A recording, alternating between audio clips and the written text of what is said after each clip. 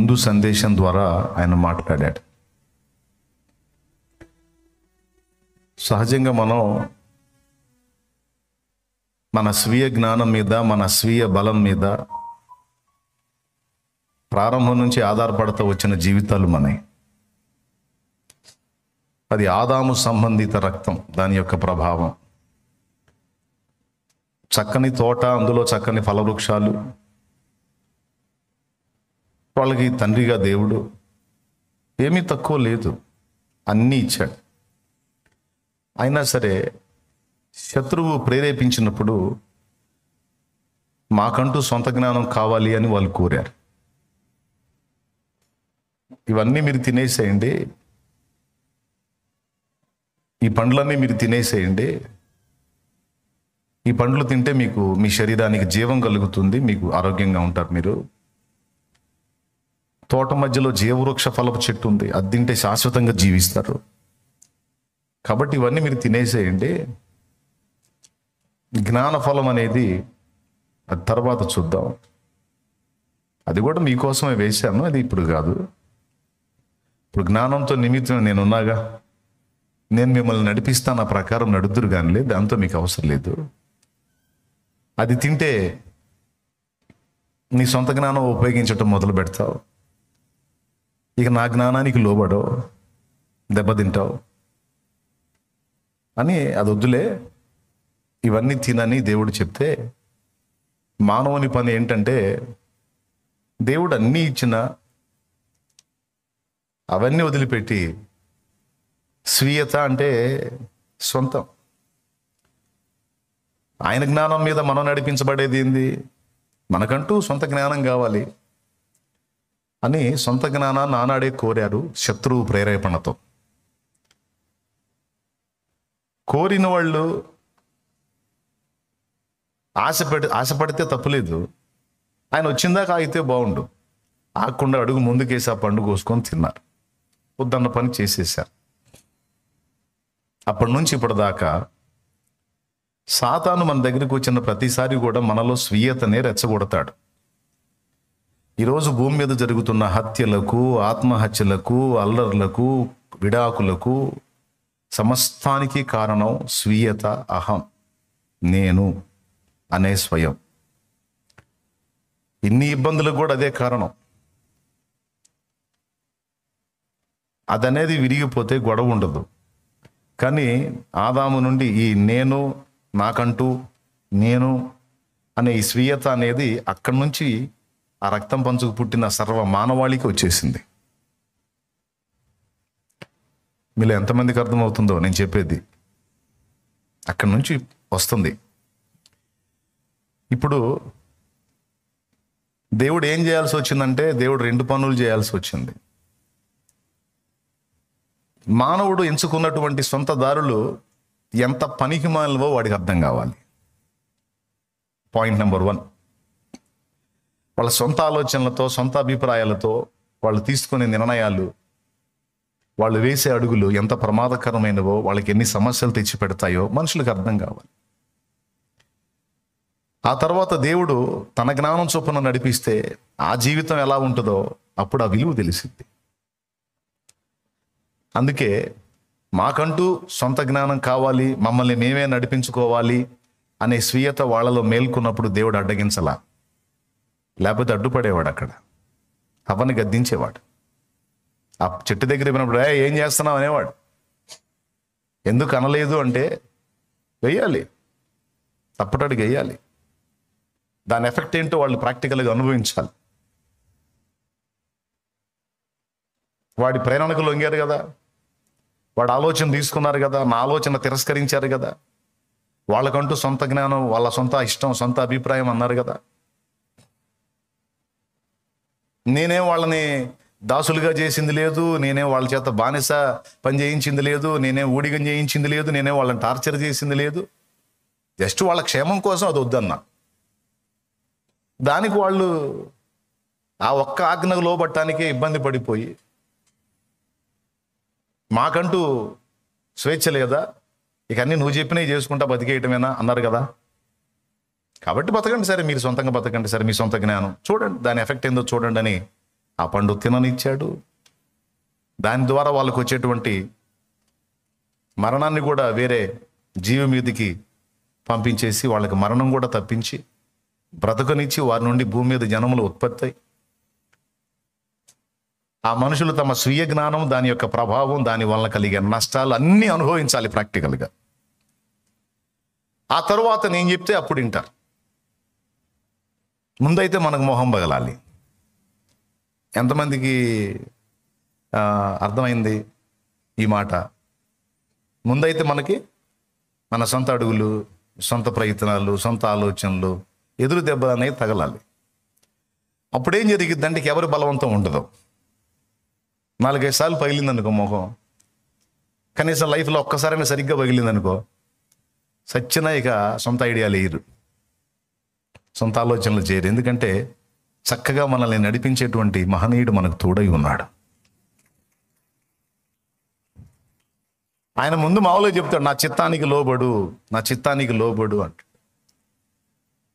ఆ లోబడే దానికి మనకి మైండ్ ఉండదు, ఓపిక ఉండదు. కాబట్టి లోబడేటట్టు పరిస్థితులు తీసుకొస్తాడు. ఈరోజు మనందరం అట్టొచ్చిన వాళ్ళమే. మనం అచ్చంగా తెలుసుకొని మనోనేత్రాలు వెలిగింపబడి అసలు ఏ అనుభవాలు లేకుండా వచ్చిన వాళ్ళం కాదు. దాదాపు ఇక్కడ కూర్చున్న సరుకు, ఈ లైవ్లో ఉన్న సరుకు, దాదాపు సరుకులో చాలా భాగం మొహం పగిలిన వాళ్ళే, అస్వీయ అనుభవాల్లో డ్యామేజ్ అయిన వాళ్ళే. ఒకవేళ డ్యామేజ్ కాకుండా ఎవరో చెప్తే తెలుసుకున్నానంటే తర్వాత అయినా సరే నీదేందో నీకు చూపించి ఆ తర్వాత నేను లొంగదీస్తాడు, అందులో డౌట్ లేదు. అలా చెయ్యకపోతే ఎప్పటికీ మనం అన్ని విషయాల్లో మన స్వీయ బలం మీదనే ఆధారపడతాం. మన సొంత జ్ఞానం, సొంత బలం, సొంత తెలివి, సొంత నడిపింపు, సొంత మేధాశక్తి అన్న దాని మీదే. అది పనికి మాలింది. మనకు స్వతహాగా వచ్చినటువంటిది మనకు పనికి రాదు. దేవుని జ్ఞానమే మనల్ని నడపాలి అని నీకు స్థిర తీర్మానం వచ్చిన నాడు అప్పుడు ఎంటర్ అవుతాడు నీ లైఫ్లోకి ఆయన. నా నీతి పనికి రాదు అన్నప్పుడు ఆయనే నీకు నీతి అవుతాడు. నా పరిశుద్ధత కొండ ఎక్కదు అని నీకు అర్థమైన నాడు యేసే నీ పరిశుద్ధత అవుతాడు. నా జ్ఞానం నన్ను మట్టి గరిపించింది, మట్టి తినిపిస్తుంది అనే సంగతి నీకు అర్థమైన నాడు ఆయనే నీకు జ్ఞానం అవుతాడు. నన్ను నేను కాపాడుకునే పరిస్థితి కోల్పోయాను, నన్ను నేను రక్షించుకోలేకపోతున్నాను అన్ననాడు ఆయనే నీకు విమోచకుడు అవుతాడు. ఇది 1 కొరింథీ పత్రిక 1వ అధ్యాయం 30 ఇచ్చిన సాక్ష్యం. 30వ వచనం, అతిశయించువాడు ఇక తన యందు అతిశయించడానికి లేదు, అతిశయించువాడు ప్రభువునందే అతిశయించవలెను అని వ్రాయబడి ఉన్నది. నెరవేరున్నట్లు ఆయనే, అంటే ప్రభు అయిన యేసుక్రీస్తే మనకు నీతియు, జ్ఞానము, పరిశుద్ధత, విమోచన, ఈ 4 ఆయనే అయ్యాడు. ఇప్పుడు ఒకసారి అందరూ చెప్పండి, ఈ పాత్రలో మంచినీళ్ళు ఉన్నాయి, నేను జ్యూస్ తాగాలనుకుంటున్నాను. ఇదే పాత్రలో నేను జ్యూస్ పోసుకొని చక్కెరకెళ్ళి జ్యూసో లేకపోతే ఏదో జ్యూస్ పోసుకొని తాగాలనుకుంటున్నాను. దీని నిండా నీళ్లు ఉన్నాయి. ఇప్పుడు ఎట్లా తాగాలి నేను? ఇప్పుడు నేను దీన్ని వాడుకోవాలనుకుంటున్నానండి జ్యూస్ కోసం, లేకపోతే ఒలివ తైలం పోసుకొని ఆ తైలం నెత్తి మీద పోసుకోవాలనుకుంటున్నాను. ఆల్రెడీ నీళ్లు ఉన్నాయి, దీనిలో ఏం చేయాలా? అంటే నాకు పనికిరాంది ఏదో దీనిలో ఖాళీ చేయాలి, నాకు అవసరమైనది ఏదో దాన్ని నింపుకోవాలి, నేను దాన్ని వాడుకోవాలి. ఇప్పుడు మనం ఎవరు ఖాళీ పాత్రలు కాదు, ఆల్రెడీ నింపబడిన పాత్రలు. అది ఇప్పుడు వచ్చిన గొడవ. అర్థమైందా? మనందరూ ఎవరు ఖాళీ పాత్రలు కాదు, ఆల్రెడీ నింపబడిన పాత్రలు. స్వీయత, స్వయము, అహము అనే వాటితో నింపబడిన పాత్రలు. ఇప్పుడు ఏం చేయాల్సి వచ్చింది? మరి ఆయన ముందుకు వచ్చావు, నన్ను వాడుకో అంటున్నావు. నీకోసం బ్రతకినప్పుడు నా బ్రతుకు అర్థం ఏంటి అంటున్నావు. నీకోసం ఫలించాలి, నీ చిత్తం చేయాలి, నీ సంకల్పం నెరవేర్చాలి.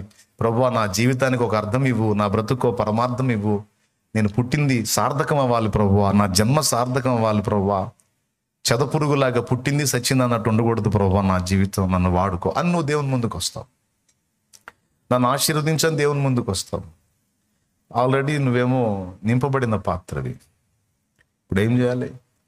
2 చేయాలి. ఒకటి, ఉన్నదాన్ని ఖాళీ చేయాలి. 2వది, ఆయన అనుకున్నది నింపాలి. ఈ 2 జరిగిస్తాడు దేవుడు. రెండు ప్రక్రియలు ఒకేసారి జరుగుతూ ఉంటాయి. కొన్ని ఖాళీ అవుతుంటాయి, ఆ స్థానంలో కొన్ని నింపబడతా ఉంటాయి. ఒక్కొక్క పరిస్థితి ఒక్కొదాన్ని ఖాళీ చేస్తుంటది. ఒక్కొక్క పరిస్థితి, ఒక్కొక్క సమస్య, ఒక్కొక్క ఇబ్బంది, ఒక్కొక్క శ్రమ మనలో కొన్నిటిని ఖాళీ చేస్తుంది. ఆ ఖాళీలో దేవునివి కొన్ని నింపుతూ ఉంటాడు దేవుడు. అర్థమైందా? ఎంత తొందరగా ఖాళీ అయిపోతే అంత తొందరగా నింపబడటం అనేది జరిగింది. పేతురు జీవితంలో దైవజనుని ద్వారా అద్భుతమైనటువంటి 4 సంగతులు మనం అయ్యే నేర్చుకుందాం. తగ్గించుకొనుట, దిద్దుబాటు చేసుకొనుట, చిన్నలు చెప్పినా పెద్దలు చెప్పినా సరే లోబడటం. మూడవది, ఎట్లనన్నా కానీ నేను కూడా ఆయనలా బతకాలనే ఆరాటం. నాలుగవది, తన బలహీనతను తను గుర్తించి తన అపాత్రతను తాను ఎరిగి మాట్లాడటం. దేవునికి మహిమ కలుగునుగాక. అలా ఖాళీ చేయబడిన పేతురు దేవుని శక్తితో నింపబడి దేవుని కోసం అద్భుతంగా ఫలించాడు. ఒక్క ఆడపిల్లకు భయపడి క్రీస్తు సాక్ష్యం ఇవ్వలేని పేతురు తలక్రిందుగా సిలువ వేయబడి హతసాక్షి అయ్యాడు. అంత పట్టు పేతురుకు వచ్చింది.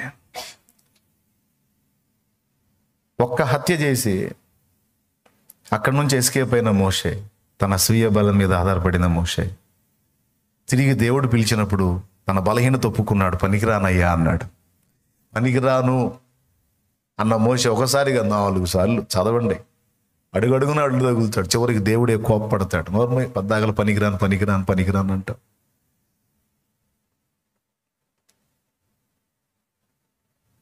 పనికి వచ్చేటట్టు నేను చేసి నిన్ను వాడుకుంటాను రా అని ఐగుప్తు రాజ్యపు రాజునే నేట ముంచేటట్టు చేశాడు. అదే మోషేని వాడుకొని, పేతురుని వాడుకొనేమో సంఘ నిర్మాణంలో వ్యక్తుల ఆత్మల సంపాదన జరిగించాడు. గొర్రెలను కాయి, గొర్రెలను మేపు అన్నట్టే చేశాడు. గొర్రెలను అప్పగించాడు. మోషేనేమో వినియోగించుకొని ఫరో రాజు గుండెల్లో వణుకు పుట్టించి ఫరోని అతని సైన్యమును ఎర్ర సముద్రంలో ముంచేశాడు. ఇశ్రాయేలును బయటికి తీసుకొచ్చాడు. ఇట్లా తమ బలహీనతను గుర్తెరిగిన వ్యక్తులని దేవుడు చేతుల్లోకి తీసుకొని తన కార్యాలు జరిగించుకున్నాడు. కొంతమందికి అర్థం కాదు, నాలో ఈ లోపం ఉంది, నాలో ఈ తప్పులు ఉన్నాయి, నాలో ఈ బలహీనతలు ఉన్నాయి, ఇవి దేవుని శక్తికి అడ్డుపడతాయి, దేవుడు తన ప్రభావంతో నన్ను నింపడానికి ఇవి ఆటంకం అవుతాయని కొంతమందికి తెలియదు. అసలు అవి ఉన్నట్టు కూడా తెలియదు. ఈ దరిద్రపు లక్షణాలు నాలో ఉండటం ఏంటి అని నువ్వు అనుకుంటావు, కానీ ఉన్నాయి. అవి ఎట్లా ఉన్నాయంటే తత్వాన్ని బట్టి వచ్చినాయి. తత్వాన్ని బట్టి, రక్తాన్ని బట్టి అవి వచ్చినాయి. ఇప్పుడు నువ్వు ఎదుర్కొన్న కొన్ని పోరాటాల వలన కొన్ని పోయినాయి. ఉన్న వాటిని కూడా తొలగిస్తాడు. తొలగించిన స్థానంలో తన ప్రభావాన్ని నింపుతాడు. ఏది జరిగించినా ఆయన శక్తితో ఆయన చేస్తే తప్ప మన శక్తితో మనం సాధించేదంతా కూడా అంజూరపు ఆకులు మొలకు చుట్టుకున్నట్టు ఉంటుంది. మన శక్తి, మన జ్ఞానం అలాంటి అంజూరపు ఆకులు దేవులాడుకొని కట్టుకున్నారు. ఎన్ని రోజులు ఉంటాయి? అంజూరపు ఆకులు మొలకు కట్టుకుంటే 1 వారం రోజులు వస్తాయా? ఒక్కరోజేగా, మరుసటి రోజుకు పెట్లిపోతాయిగా. అట్లాంటిది మన జ్ఞానం. ఇది మనకు అర్థం కావాలి. అప్పుడు మనం అడుగడుగున దేవుని బలమును ఆశ్రయిస్తాం. ఎప్పుడైతే అడుగడుగున దేవుని జ్ఞానమును, బలమును ఆశ్రయిస్తామో అప్పుడు దేవుడు మనలో తన శక్తిని నింపుతాడు. మన ద్వారా తన చిత్తమును నెరవేర్చుకుంటాడు. తన ద్వారా మన ఎడల ఆయనకున్న సంకల్పాన్ని నెరవేర్చుకుంటాడు.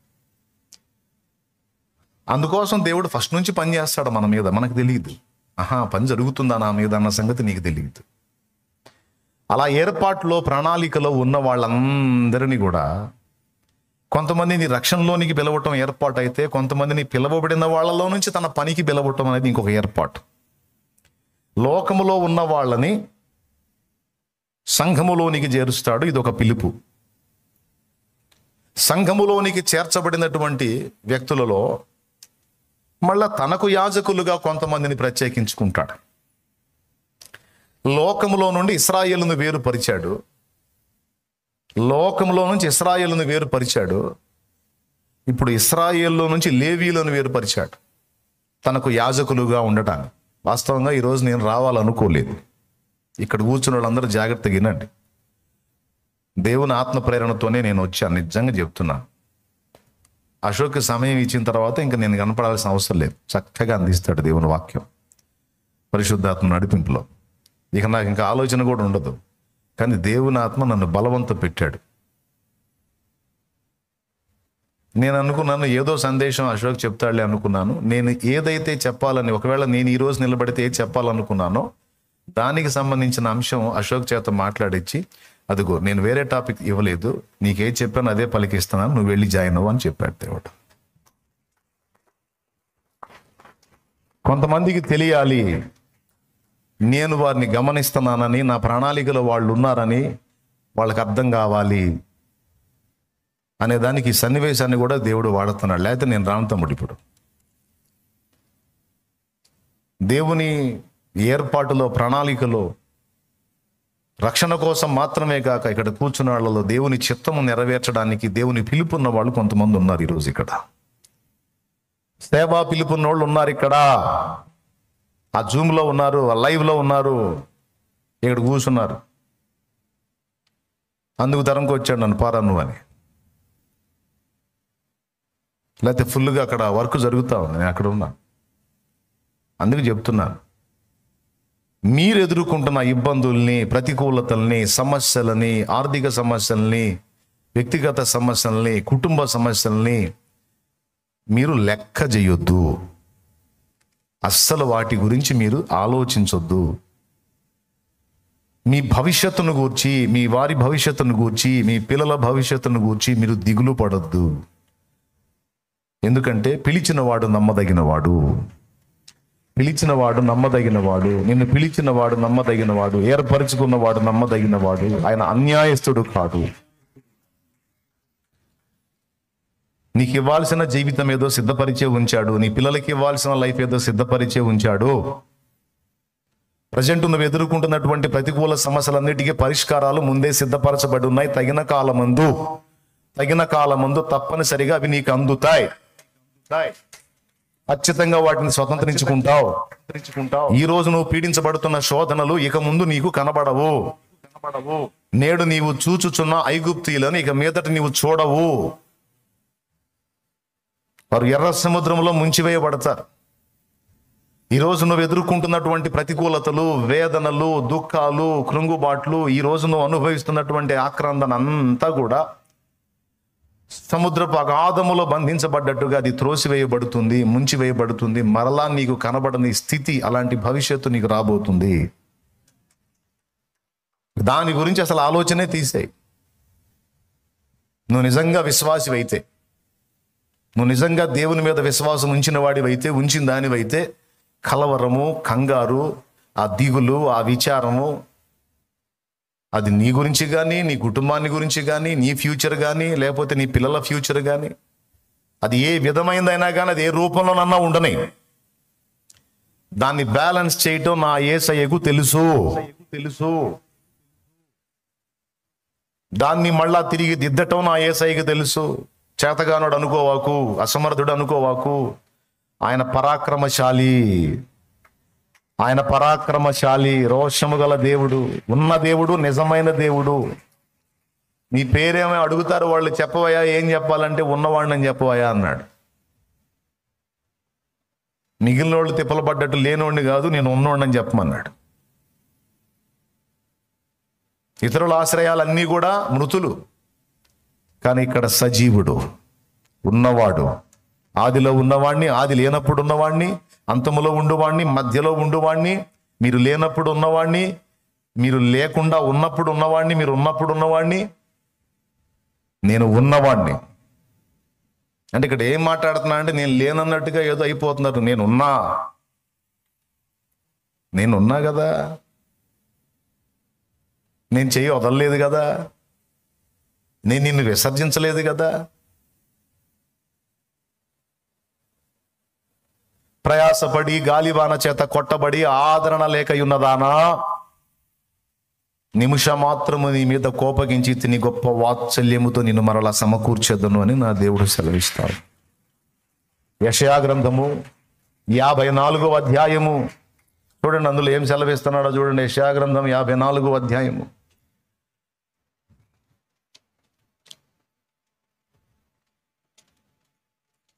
అన్నీ ఎరిగినవాడు ఆయన. చూడు చూడు చూడు చూడు చూడు 11వ వచనం చూడు. ప్రయాసపడి గాలివాన చేత కొట్టబడి ఆదరణ లేక ఉన్నదా, ఆదరణ కోల్పోయిన దానా, నేను నీలాంజనములు. ఇందులో పురుషులు ఉన్నారు, స్త్రీలు ఉన్నారు. దానా అన్నాడని ఆడవాళ్ళకి మాత్రమే అనుకోవద్దండి. ఇందులో ప్రయాసపడి గాలివాన చేత కొట్టబడి ఆదరణ లేక ఉన్న వాళ్ళలో పురుషులు ఉన్నారు, స్త్రీలు ఉన్నారు. అయితే సంఘమును సమ్మిళితం చేసి మాట్లాడుతున్నాడు. ప్రయాసపడి ఆదరణ లేక ఉన్నదానా అంటే స్త్రీలకి అన్వయించవచ్చు, జెంట్స్కి అన్వయించవచ్చు. ఆదరణ లేక ఉన్నదానా, నా గతి ఏమిటి, నా పరిస్థితి ఏమిటి, నా స్థితి ఏమిటి అనుకునుచున్నదానా. చదువు. నేను నీలాంజనములతో నీ కట్టడమును కట్టుదును, నీలములతో పునాదులను వేయుదును, మాణిక్యములతో నీ కోట కొమ్ములను, సూర్యకాంతములతో నీ గుమ్మములను కట్టుదును, ప్రశస్తమైన రత్నములతో నీకు సరిహద్దులు ఏర్పరచు. దేవునికి స్తోత్రం కలుగును గాక. పైన చూస్తారా, 7వ వచనం చదువు. నిమిషం 6వ వచనం కూడా చదువు. నీ దేవుడు ఈ మాట సెలవిచ్చుచున్నాడు, విడవబడి దుఃఖాక్రాంతురాలై భార్యను పురుషుడు విడవబడి దుఃఖాక్రాంతురాలైన భార్యను పురుషుడు రప్పించున్నట్లు, తృణీకరింపబడిన యవనపు భార్యను పురుషుడు రప్పించినట్లు యెహోవా నిన్ను పిలుచుచున్నాడు. నిమిషం మాత్రము నేను నిన్ను విసర్జించి తిని గొప్ప వాత్సల్యముతో నిన్ను సమకూర్చెదను. మహోద్రేకము కలిగి నిమిషం మాత్రము నీకు విముఖుడనైతిని, నిత్యమైన కృపతో నీకు వాత్సల్యము చూపుదును అని నీ విమోచకుడు యెహోవా సెలవిచ్చుచున్నాడు. దేవునికి స్తోత్రం కలుగును గాక. హల్లెలూయా. ప్రభు ఈ మాటల చేత మిమ్మల్ని సంధించుగాక. ఈ మాటలు తీసుకోండి. ఈ మాటలు దేవుడు తన గ్రంథములో మనకు అందిస్తున్న వాక్కులు. ఈవేళ వాటిని మన జ్ఞాపకంలో తీసుకొచ్చి మనకు అందిస్తున్నాడంటే స్పష్టంగా నువ్వు ఏం ప్రార్థన చేశావో, ఎంత ఏడుచుకుంటున్నావో, నీ తిప్పలేందో, నీ హృదయంలో ఉన్న బాధ ఏందో అంతా నాకు తెలియదు. నాకేం తెలుసు, ఆయనకు తెలుసు.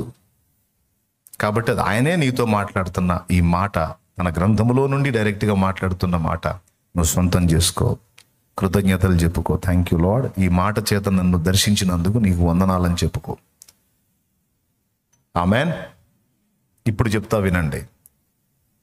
నీ జీవితం ఆయన చేతికి అప్పగించావు. ఏనాడైతే అప్పగించి నీదే భారం ప్రభువా అన్నావో, నీ లైఫ్లోకి ఇన్వాల్వ్ అయ్యాడు ఆయన. నీకు తెలుసో తెలియదో. అంటే వెంటనే అన్నీ నీకు ఫేవర్గా మారిపోతే అప్పుడు ఇన్వాల్వ్ అయినట్టు అనుకుంటావేమో.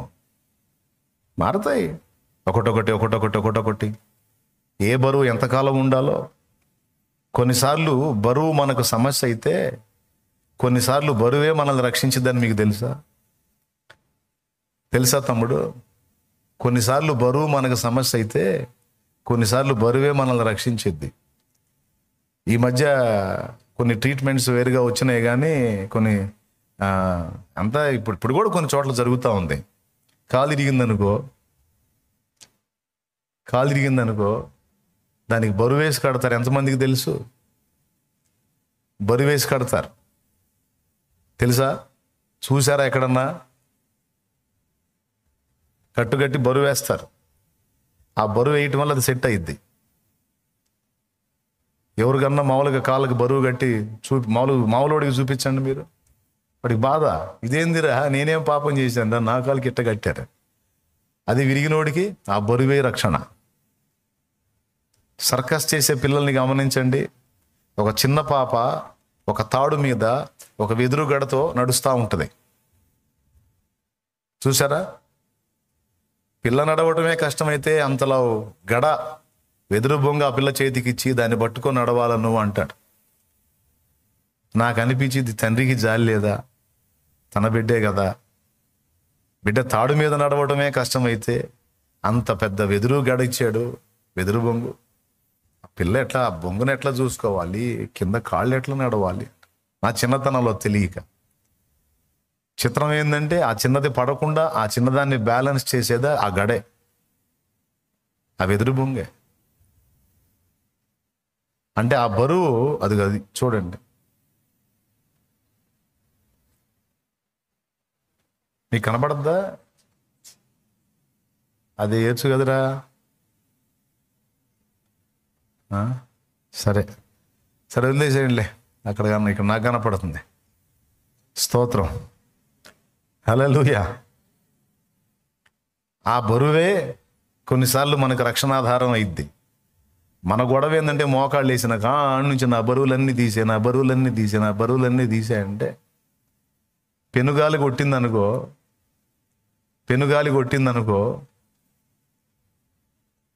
నెత్తి మీద బరువు ఉన్నవాళ్ళు లేచిపోడు. ఏ బరువు లేనివాళ్ళు అలా గాలిలో ఎగుతారు. మొన్న చైనాలో వరదలు వచ్చి గాలి కొడితే మనుషులు చెట్టు కొమ్మలు పట్టుకొని వేలాడుతూ ఉన్నారు. అంత భయంకరమైన గాలి వచ్చింది. ఎవరి నెత్తినైతే బరువు ఉందో, ఎవరు వెయిట్లో ఉన్నారో వాళ్ళు లేచిపోలా, గాలికి ఏం కాల. వాళ్ళు పెనుగాలులు కొట్టినప్పుడు మన మీద ఉన్న బరువులే మనల్ని కాపాడుతాయి. మంచు కొండల్లో సాధు సుందర్ సింగ్ గారు నడుచుకుంటూ పోతుంటే తనకంటే ముందు వచ్చిన యాత్రికుడు ఒకడు మంచులో పడి గడ్డగట్టుకుపోయి అపస్మారక స్థితిలోకి వెళ్ళిపోయాడు, చచ్చిపోతున్నాడు. సాధు సుందర్ సింగ్ కంటే ముందు ఒక వ్యక్తి వెళ్ళాడు, అతన్ని చూశాడు. ఆణ్ణి బతికించడానికి ట్రై చేస్తే ఈ గడ్డగట్టుకుపోయే చలిలో నేను చచ్చిపోతాను, ఈ మంచులో ముందు నన్ను నేను కాపాడుకోవాలని అతను అక్కడి నుంచి వెళ్ళిపోతాడు. అయ్యా నన్ను రక్షించని వాడు కేకలేస్తున్నా పట్టించుకోండి వెళ్ళిపోతాడు. కానీ అక్కడ అందరికీ ప్రాణ ప్రమాదమే. సాధు సుందర్ సింగ్ గారు కూడా ప్రమాదంలోనే ఉన్నారు. ఆ టైంలో మంచు తుఫాన్ లాగా వచ్చేసింది, భయంకరమైన చలి. టిబెట్ ప్రాంతంలో సువార్త చేశాడు ఆయన. ఐడియా ఉంది కదా మీకు, సాధు సుందర్ సింగ్ గారు. సాక్ష్యం చదవండి, మంచి పుస్తకం, మండించిద్ది. ఈయన చూసి అరే అని బాధపడి ఈయన దగ్గరకు వచ్చేటప్పటికి అతను అపస్మారక స్థితిలోకి వెళ్ళిపోతాడు. ఫస్ట్ వచ్చినవాడు అతను దాటి వెళ్ళేటప్పుడు అతన్ని కేకలేస్తాడు. పాపం ఈయన పోయేసరికి వాడి పని అయిపోయి చూస్తే ప్రాణం ఉంటుంది. వెంటనే ఈయన ఆయన్ని భుజాన్ని వేసుకొని ఆ ప్రాంతం నుంచి ముందు అవతల దాటించాలి. వెళ్తా ఉంటాడు. ఈయన మోసుకొని వెళ్తా ఉంటే అంత చలిలో ఈ బరువు దెబ్బకి అతనికి చెమట్లు పడతాయి. ఆయనకి, సాధు సుందర్ సింగ్ గారికి చెమట్లు పడతాయి, వెయిట్ కదా పైన. కొంచెం దూరం పోయిన తర్వాత ఆ చలి గండం నుంచి బయటపడే పరిస్థితి ఉంటుంది. చక చక చక చక ఫాస్ట్గా నడుచుకుంటూ వెళ్ళిపోతూ ఉంటే కొంచెం దూరం పోతే ఆ దారిలో కాలికి ఓ శవం తగిలిద్ది. ఆ శవం ఎవరిది? చచ్చిపోతాడు అతను. ఆ శవం ఎవరిదంటే ముందు తను కాపాడడానికి వెళ్ళాడే అతను. వీడేమో ముందే పడిపోయాడు, వాడు ఇంకొంచెం ముందుకెళ్ళి పడ్డాడు. కానీ ఈ వ్యక్తిని కాపాడాలని భుజాన్ని వేసుకొని ఆ మంచులో నుంచి అతన్ని తప్పించి తీసుకెళ్తున్న సాధు సుందర్ సింగ్ గారు, ఆయన భుజం మీద ఉన్న వ్యక్తి ఇద్దరు బతుకుతారు. ఎందుకో తెలుసా? ఈయన బరువు భుజాన్ని వేసుకొని వెళ్తున్నాడు కదా, ఈ వెయిట్ వల్ల ఆయన బాడీలో వేడి కలిగింది. ఆ కింద పడ్డ మంచు ప్రదేశం నుంచి పైకి ఎత్తాడు, ఇతని బాడీ నుంచి అతనికి వేడి పాస్ అయ్యి అతను బ్రతుకుతాడు. తీరా గమ్యస్థానానికి పోయేసరికి ఇద్దరు బతుకుతారు. అంటే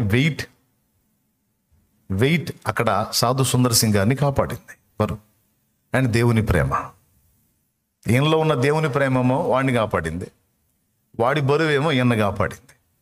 మనం చాలాసార్లు ఫీల్ అవుతాం. ఇది కొంచెం అర్థం చేసుకుంటే చాలా ప్రశాంతంగా ఉంటుంది మనసు.